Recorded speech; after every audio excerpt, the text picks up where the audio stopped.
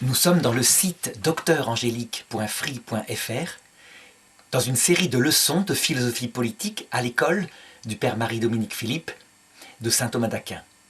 Et je voudrais aborder maintenant la question de la mondialisation qui est en marche et décrire un petit peu dans une prospective ce qui est en train de se passer. Alors, je voudrais préciser que je ne fais que décrire des faits qui sont en train de se produire. Je décris donc le mécanisme de la mondialisation dont je vais indiquer les causes. Il ne s'agit en rien, comment dirais-je, de ce qu'on appelle la pensée mondialiste. Ça veut dire que je ne me prononce pas pour ou contre. Je constate que la mondialisation est en train de se faire. Elle est en train de se faire parce que, de fait, des causes se sont mises en place depuis que les progrès techniques ont permis de transformer notre globe en une sorte de village global, et ceci de plus en plus.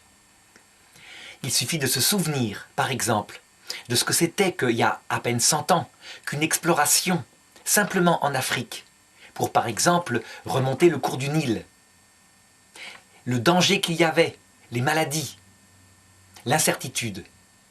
Et maintenant, il suffit, avec un satellite, qui prend des photos, de se pencher sur Internet, et on a des photographies des coins les plus reculés du monde avec des détails tellement précis que parfois on voit les troupeaux d'éléphants sur l'herbe. Donc je dirais que depuis 200 ans, grâce aux moyens technologiques, aux moyens de communication en particulier, la mondialisation est en marche de fait, et on ne peut que le constater. Ce mécanisme ne peut pas s'arrêter. Pour qu'il s'arrête, il faudrait qu'une catastrophe terrible vienne supprimer ces moyens de communication, de transport, dont je viens d'indiquer la cause. Mais c'est une chose qui ne pourrait arriver que si arrivait la fin du monde. Donc chose qui n'entre pas dans l'étude de la philosophie politique. De même, c'est par un effet de ces moyens de communication que les langues du monde sont en train de s'unir. Je veux dire par là que les dialectes parlés par très peu de personnes, ils disparaissent tout au long de l'histoire, et ils disparaissent de plus en plus vite, un petit peu comme des espèces rares. Qu'on regarde simplement des langues comme le breton. C'est une langue qui ne peut que mourir, je pense. Parce que, de fait, dans la vie pratique, elle n'est plus pratiquée. Et si des bretonnants essayent de l'apprendre dans les écoles diwan, en réalité, comme ils ne la parlent pas dans la vie courante, si ce n'est avec quelques anciens de moins en moins nombreux, la langue ne peut que mourir. En petit, on a vu ce mécanisme se réaliser en France. Alors évidemment, il y a eu une pression de l'État au XIXe siècle qui empêchait les petits Bretons de parler breton, les petits Basques de parler basque, etc. et les obligeait à parler français. Cependant, maintenant, sans qu'il y ait de pression de la part de l'État politique, ça continue de se passer. Et maintenant, ce sont les accents qui disparaissent peu à peu, parce que la télévision est dans tous les foyers, et donc, de génération en génération, on finira par parler l'accent de Paris, je dirais. Alors, après avoir manifesté cette mondialisation en marche de fait, et que je pense rien ne pourra arrêter, je voudrais parler maintenant de l'idéologie politique du mondialisme qui est portée par des institutions partout dans le monde. Des gens ont l'espoir, tôt ou tard, de créer un gouvernement mondial en se disant que par là, des économies immenses seront faites en armement, en frais de recherche scientifique redondantes, etc.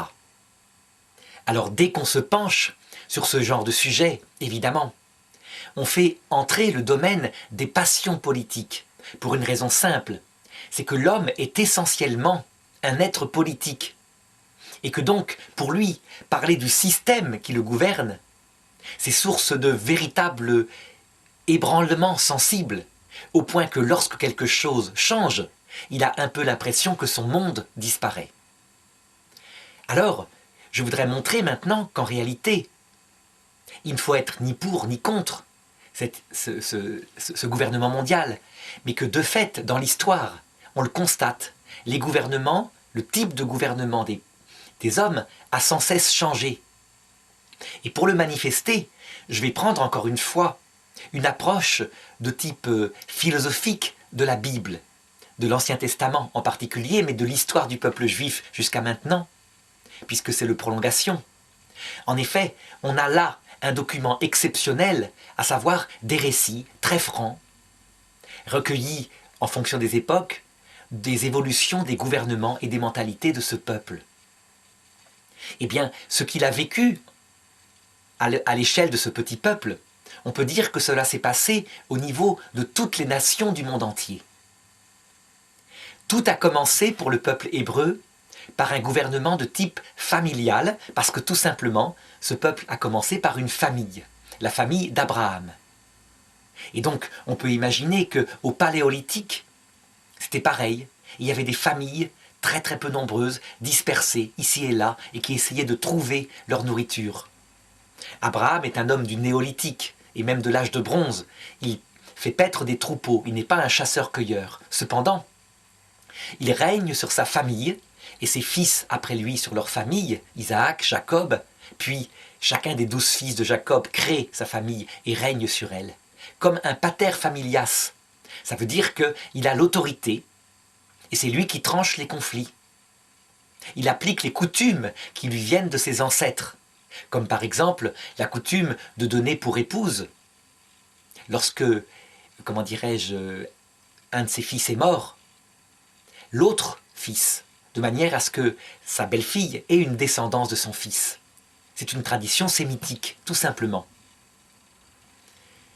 Alors, ce gouvernement de type pater familias, il va disparaître lorsque, s'étant multiplié, les tribus d'Israël deviendront des petits peuples à part entière, mais ayant une racine commune, à savoir un père, comme par exemple Zabulon, Isaacar, Lévi, etc. Donc il faut s'imaginer qu'au niveau du livre des juges, en réalité, le peuple hébreu est un petit peu structuré comme les Indiens d'Amérique du Nord. À savoir que sur eux règne un super père de famille qui, comment dirais-je, n'est pas un vrai roi, parce qu'il a des rapports avec le sacré, il est en même temps un petit peu prêtre. Il consulte auprès des dieux, comme le faisait sans doute au départ Abraham, pour savoir quelle décision il doit prendre, quelle guerre il doit mener. Eh bien, chez les Indiens d'Amérique du Nord, c'était pareil. Le chef du peuple, le sorcier, tout cela formait une sorte de gouvernement unifié, et on prenait les décisions ensemble. Et puis, le peuple hébreu va encore se multiplier. Et autour de lui, il va constater que chacun des peuples qui l'entourent a fini par se donner un roi. Parce que le peuple se rend compte qu'en étant unifié par un seul roi, les 12 tribus d'Israël seront bien plus fortes, elles formeront une nation. Alors souvent, les gens qui ont vécu sous le règne d'un roi et qui l'ont vu disparaître, comme par exemple les Français avec la Révolution française, disent que la royauté c'est un gouvernement béni de Dieu, et donc il faut la retrouver, et ils y mettent une passion très forte. Il y a des débats interminables entre les royalistes d'un côté et les républicains. En réalité, dans la Bible, Dieu n'est pas du tout content que le peuple hébreu veuille se donner un roi. On le voit très nettement au premier livre de Samuel, chapitre 8, versets 7 et suivants. Lorsque Samuel, le prophète, vient dire à Dieu que le peuple veut un roi, Dieu leur dit « Ne t'inquiète pas, fais tout ce qu'ils veulent.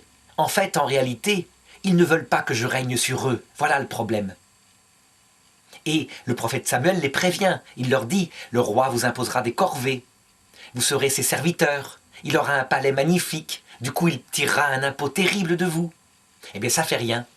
Le peuple, comme il veut de la grandeur politique, il veut donc de l'unité, eh bien, il choisit d'avoir un roi.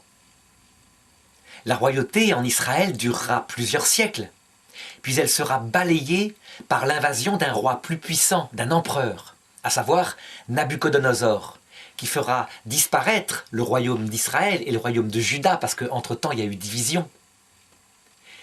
Lorsqu'ils reviendront d'exil à Babylone, eh bien, ils ne recommenceront pas avec une vraie royauté au sens propre. On peut dire qu'ils créeront plutôt une sorte d'aristocratie. Ce qui veut dire que chez le peuple hébreu, devenu le peuple juif ensuite, le gouvernement royal n'est pas l'absolu. ils adaptent leur gouvernement à la situation. Et là, en l'occurrence, puisqu'ils n'ont pas de roi qui soit descendant des rois, eh bien, ils mettent un grand prêtre, ils mettent un dirigeant politique, ils essayent d'unifier un petit peu comme ils le peuvent, le prêtre et le roi, en tout cas le dirigeant politique. Après leur deuxième exil, qui durera 2000 ans, ce qui veut dire que leur exil dans les nations entières, entre l'an 70 après Jésus-Christ jusqu'à leur retour en 1948, il y a la même durée qu'entre Abraham et la venue de Jésus. Donc c'est un exil terriblement long, qui prend la moitié de leur histoire écrite. Eh bien le peuple hébreu ne se donnera pas de nouveau un roi. Étant un peuple mûri, qui est toujours un tout petit peu plus mûr, plus réfléchi que les autres peuples, sans doute à cause des épreuves par où il passe, et qu'il fait réfléchir avant les autres peuples, eh bien, il se donnera une république, avec des élections. Tout simplement parce que le peuple juif a changé. Il n'est plus un peuple enfant, qui s'adapte à un chef charismatique, ou un par Dieu, qu'on vénère comme le représentant de Dieu. C'est un peuple de type démocratique. Certains croient en Dieu, certains n'y croient pas, et donc ils instaurent dans leur pays un gouvernement de tolérance avec des représentants élus. De voir que chez eux, dans la République d'Israël actuelle, il y a une séparation entre la religion et l'État. L'État d'Israël ne s'est pas recréé pour des raisons religieuses, mais d'abord pour des raisons politiques. Parce que ce peuple dispersé se sentait fragile et qu'il voulait avoir une terre nouvelle pour retrouver son unité et pouvoir se protéger lui-même. L'expérience de la Seconde Guerre mondiale avec le massacre le convainquit et convainquit le monde entier qu'il fallait faire cela. Par contre, ce qui est intéressant de voir, c'est que ce peuple, en se créant comme nation, avec retard, les nations européennes s'étant créées elles-mêmes bien plus tôt, au XIXe siècle, eh bien, il se jura de ne plus jamais mettre sa sécurité dans les mains d'un autre, parce qu'il avait expérimenté ce que c'était que l'extermination. Et donc il se jura de rester indépendant à jamais. C'est quelque chose d'important à regarder, parce que là, en l'occurrence, ce traumatisme rare qu'il a vécu indique que peut-être il aura un destin différent des autres peuples. Alors, actuellement, donc, comme je le disais, la mondialisation est en marche. Et donc, on peut penser que, tôt ou tard, il se mettra en place un gouvernement, ou en tout cas, pour le moment, des instances gouvernementales qui seront au-dessus des nations.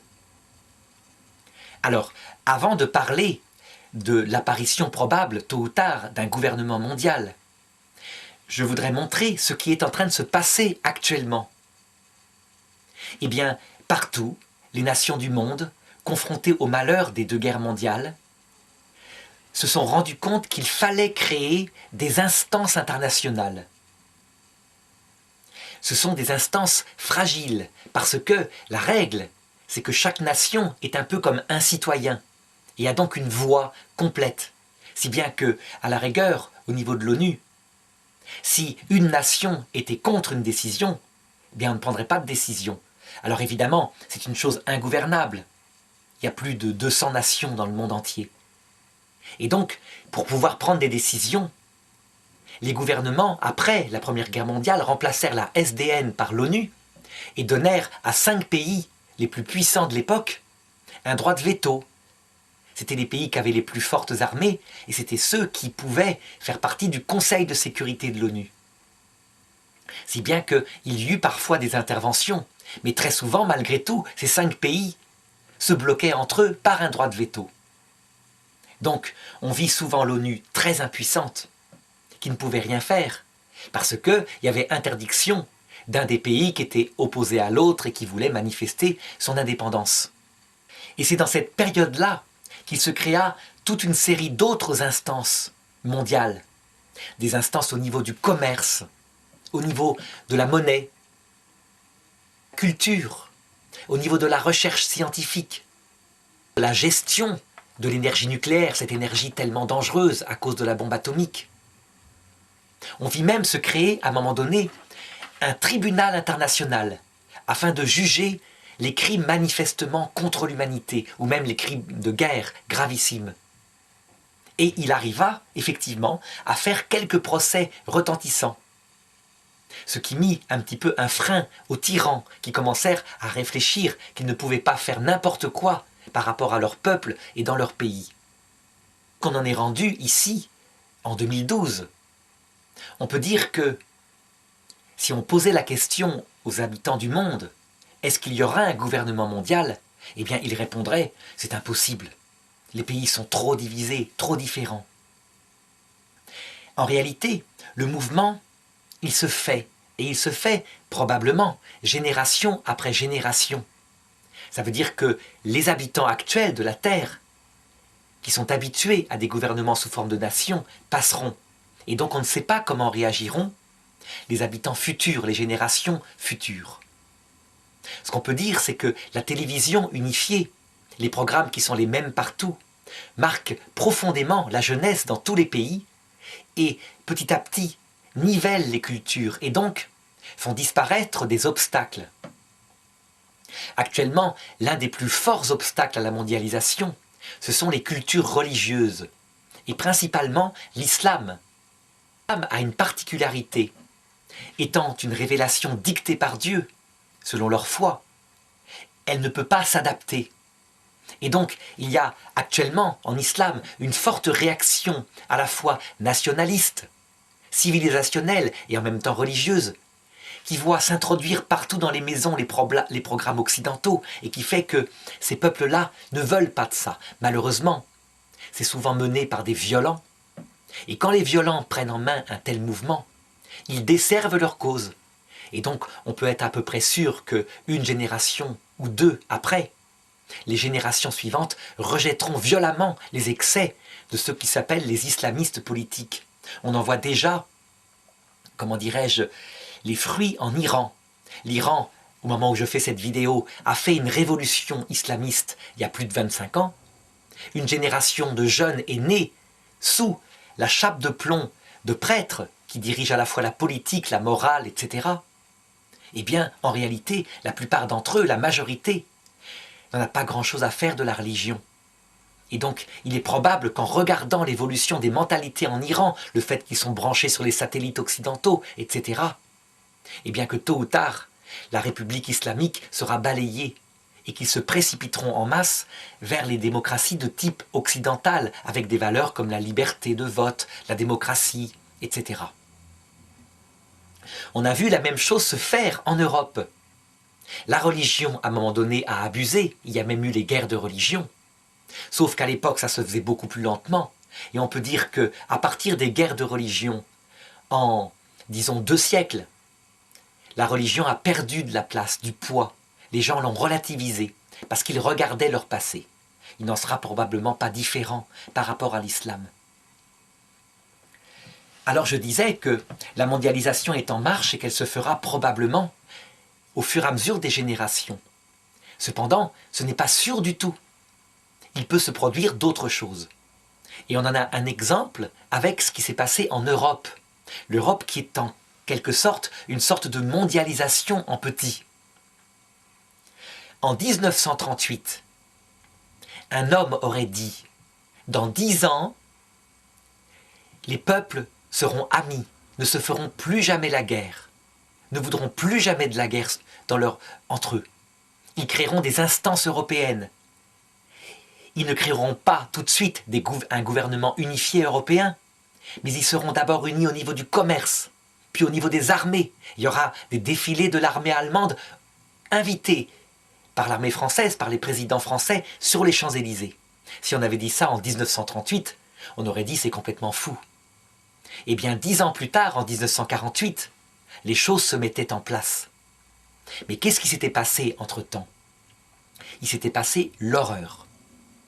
Et on peut dire que la Seconde Guerre mondiale a été un traumatisme tel sur tous les peuples européens, 50 millions de morts, les camps d'extermination, la barbarie dans des peuples, post-chrétiens, que les gens, unanimement, n'ont plus jamais voulu de ça et se sont dit, en écoutant les démocrates chrétiens, qui succédaient donc au gouvernement de type fasciste. Ils se sont dit, on doit absolument créer des instances internationales pour ne plus jamais avoir la guerre.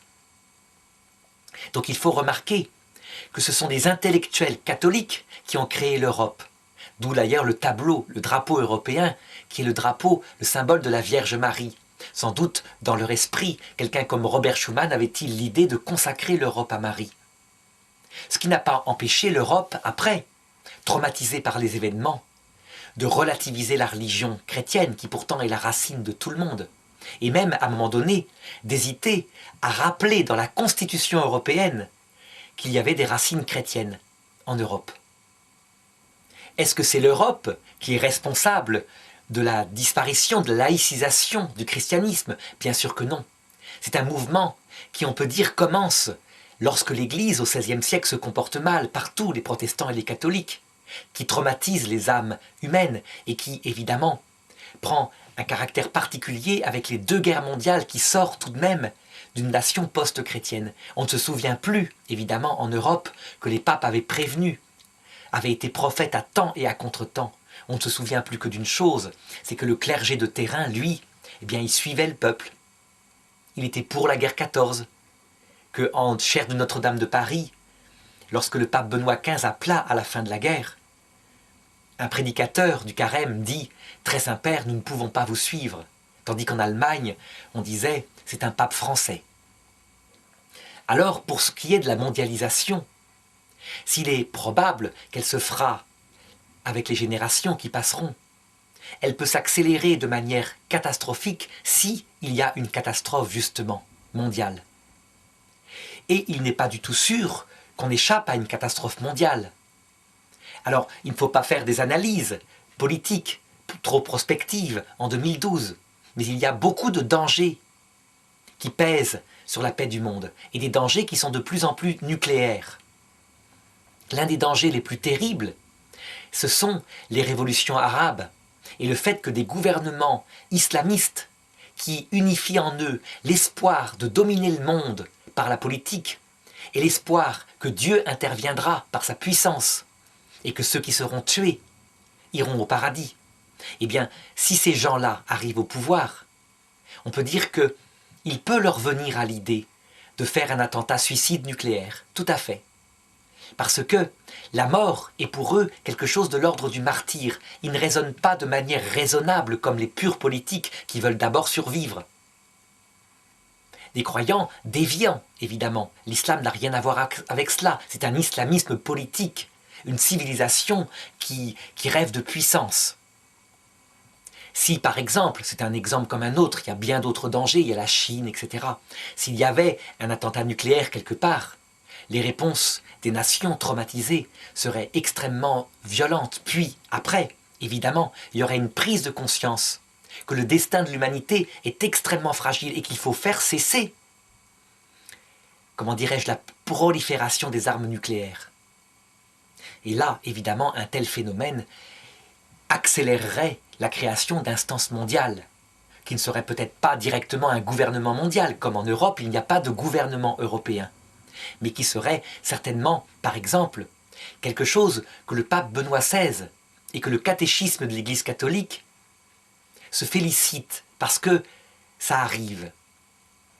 Par exemple, le catéchisme de Vatican II, numéro 2308, il y a une petite phrase où l'Église indique, avec regret, qu'il n'y a pas pour le moment d'instance mondiale capable d'arrêter la guerre, et que tant qu'il n'y en aura pas avec des moyens militaires suffisamment forts pour arrêter la guerre, eh bien on ne peut pas dénier malheureusement au gouvernement le droit dans certains cas de faire la guerre.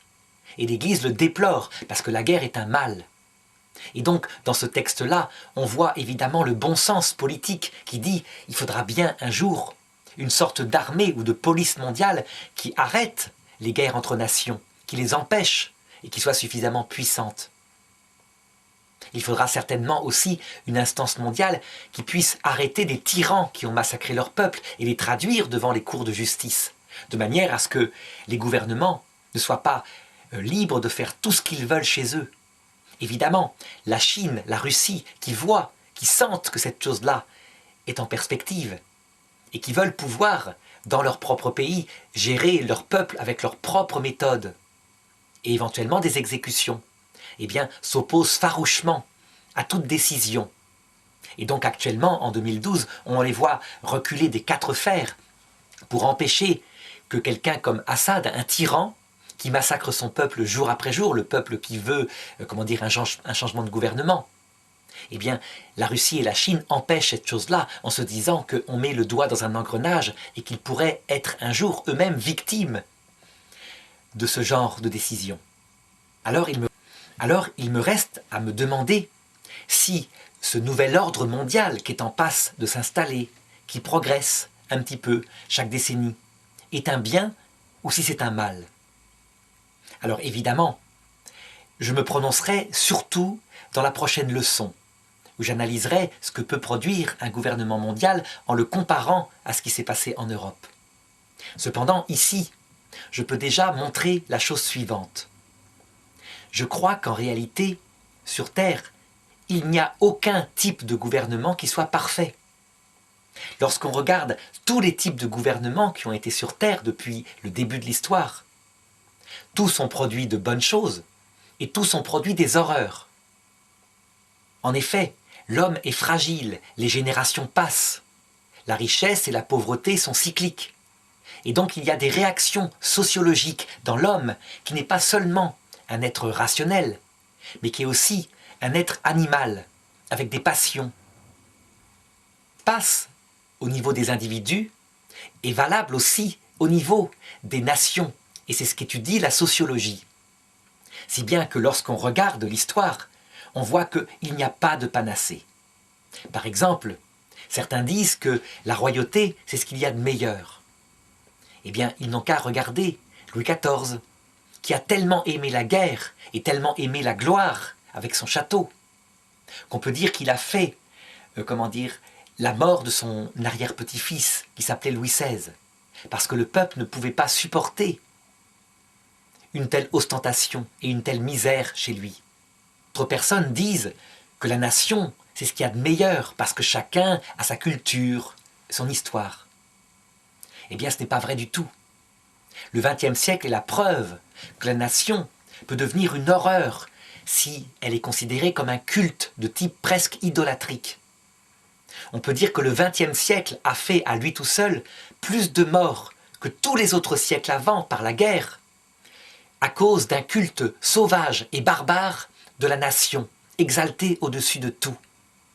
Et on sait comment les Allemands chantaient, depuis la fondation de leur État par Bismarck, « Deutschland über alles », l'Allemagne au-dessus de tout, et Dieu est avec nous.